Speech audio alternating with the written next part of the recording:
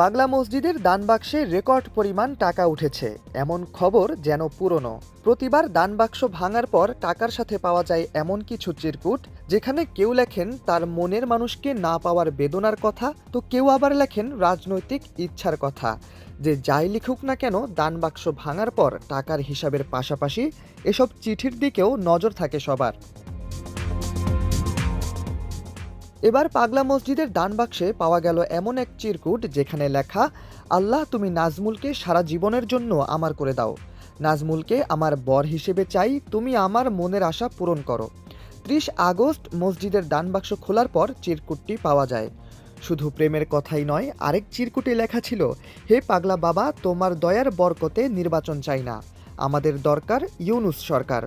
তুমি দোয়া করো যেন নির্বাচন না হয়, ইতি সাধারণ জনগণ। এক্সট্রিম মশার কয়েল প্ল্যান্ট ফাইবার দিয়ে তৈরি, ডেঙ্গু চিকুনগুনিয়া বাহি সহ যে কোনো মশার বিরুদ্ধে দেয় এক্সট্রিম সুরক্ষা। টাকার পাশাপাশি এসব চিরকুট কখন কিভাবে দানবাক্সে ফেলা হয় তা অজানা। তবে প্রতিবার দানবাক্স ভাঙার পর এসব চিরকুট পাওয়াটা যেন একটি রেওয়াজে পরিণত হয়েছে। সাম্প্রতিক সময়গুলোতে আস্থা, বিশ্বাস ও আধ্যাত্মিকতার কেন্দ্র হিসেবে গুরুত্বপূর্ণ হয়ে ওঠা পাগলা মসজিদকে ঘিরে মানুষের বিশ্বাস কতটুকু, এসব চিরকুটই যেন তার প্রমাণ। বরাবরের মতো এবারও পাগলা মসজিদের দানবাক্স ভেঙে পাওয়া গেছে বিপুল পরিমাণ টাকা। প্রতিবার এসব টাকা ব্যয় হয় মসজিদের উন্নয়ন ও এতিমখানার জন্য।